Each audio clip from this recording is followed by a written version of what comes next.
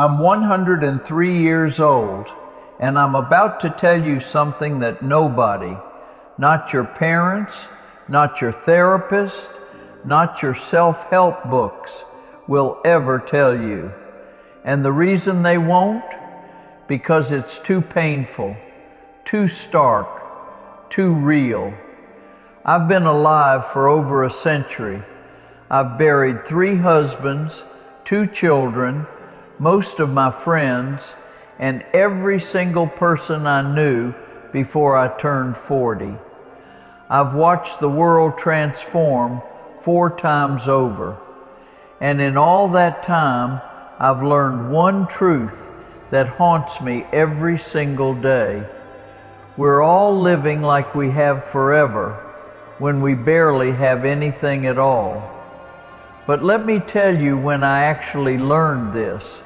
Not at 90, not at 80, at 33 years old. And it took me 70 years to fully understand what that moment was trying to teach me. It was 1955, October 14th. I remember because it was a Friday, and I'd been planning to go dancing that weekend with my husband, Robert. We'd been married 8 years, had 2 little boys, James and William. Robert worked at the steel mill, good man, steady, the kind who'd kiss my forehead every morning before he left for work and say, "See you tonight, Dorothy." Except that Friday, he didn't come home. There was an accident at the mill. They said it was quick. They said he didn't suffer. But they always say that, don't they? What they didn't say, what nobody tells you, is that when someone dies suddenly, they take all your unsaid words with them. Every "I love you" you didn't say. Every fight you didn't apologize for. Every moment you were too busy or too tired or too angry to just be present. That night, sitting at our kitchen table, I made a promise to myself. I promised I would never waste another day. I promised I would live intentionally, love openly, and never postpone joy again. And you know what? I broke that promise almost immediately. Oh, I thought I was living better. I hugged my boys more. I said, "I love you" more often. But then life happens, doesn't it? I remarried, got busy with work, the boys grew up. I told myself I was doing fine, that I'd learned my lesson, but I hadn't, not really. Because here's what I didn't understand at 33, what took me another 70 years to fully grasp. It's not enough to survive tragedy and tell yourself you've changed. The real lesson isn't that life is short. Every greeting card tells you that. The real lesson is that you will forget. You will slip back into autopilot. You will start believing you have time again. And that forgetting, that slow drift back into complacency, that's the real tragedy. I married again in 1958. Charles, sweet man. We had 42 years together before his heart gave out. And you know my biggest regret about those 42 years? Not the fights we had, not the money troubles or the disagreements. My biggest regret is all the ordinary Tuesday nights I spent doing laundry instead of sitting with him. All the times I said, "Not now, I'm busy," when he wanted to take a walk. all the moments I treated like they were guaranteed. Because here's what nobody tells you about living to be my age. You don't just lose the people you love. You lose them over and over again in your memory. Every time you think about them, you remember another moment you wasted, another conversation you were too distracted to fully hear, another hug you cut short because you had somewhere to be. My son William died in 1987, 45 years old, cancer. I was 65. I remember sitting by his hospital bed, holding his hand, and he said to me, "Mom, I'm sorry I didn't call more." And I wanted to scream. I wanted to shake him and say, "Why are we apologizing now? Why didn't we call each other every day when we could?" But I didn't say that. I just held his hand and lied. I said, "We had enough time." We didn't. My third husband, Frank, died 2 years ago, 98 years old. We'd been together 21 years. And even after everything I'd learned, everything I'd lost, you know what I still did? I still sometimes scrolled through my phone while he was talking. I still sometimes sighed when he told the same story for the 10th time. I still sometimes thought, I'll pay attention tomorrow. There wasn't always a tomorrow. You're young. You're sitting there thinking this is depressing, thinking, well, everyone dies eventually. But you're missing the point. The point isn't that everyone dies.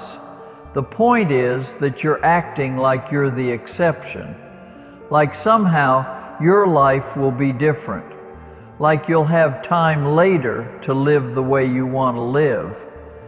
I'm 103 years old, and I can tell you with absolute certainty, later never comes. You think you'll travel when you retire. Your knees will be shot by then. You think you'll reconnect with your sister after this busy period at work. That busy period will last 20 years, and then she'll be gone. You think you'll start writing that book, learning that language, taking that trip, having that conversation, when you have more time, more money, more whatever. You won't. Because here's the cruel joke. You do have time right now. You just don't value it correctly. You trade it for things that don't matter. You spend it on people who drain you. You waste it worrying about things that won't matter in 5 years. And then one day, if you're lucky enough to live as long as I have, you'll look back and realize you had all the time you needed. You just didn't use it. I'm not telling you to quit your job and run off to find yourself. I'm not saying ignore your responsibilities. I'm saying something much harder. I'm saying pay attention right now, today, to what you're actually doing with your one brief, unrepeatable life. Your grandmother, is she still alive? Call her today, not tomorrow, today. Because I'm a grandmother, and I can tell you exactly what she's doing right now. She's sitting somewhere, maybe looking at old photos, maybe just staring out a window, and she's thinking about all the people who don't call anymore, all the grandchildren who are too busy. and she's telling herself it's okay, that everyone has their own lives, that she understands. But it breaks her heart a little more each day. Your parents, if you're lucky enough to still have them, they're not going to be here forever. And when they're gone, you're not going to care about that argument you had 5 years ago. You're not going to care that they were difficult sometimes, or that they didn't understand you. You're going to care about all the phone calls you didn't make, all the visits you postponed, all the times you could have just sat with them and didn't. I know this because I am that parent now. I had 2 sons. William died 38 years ago. James is 76 now. He visits every Sunday, rain or shine, every single Sunday. And you know what? It's not enough. Not because he's not a good son, he's a wonderful son, but because no amount of time is enough when you truly love someone. Every Sunday when he leaves, I watch him walk to his car and I think, will I see him again? At my age, every goodbye might be the last one. And that's not morbid, that's just mathematics. But here's what you need to understand. It's not different for you just because you're young. Every goodbye might be the last one for you, too. You just don't believe it yet. I have a great-great-granddaughter. Her name is Sophie. She's 16. Last month she came to visit me, and she spent the whole time looking at her phone. And I didn't say anything because what's the point? She thinks she has forever. She thinks her friends' texts are urgent.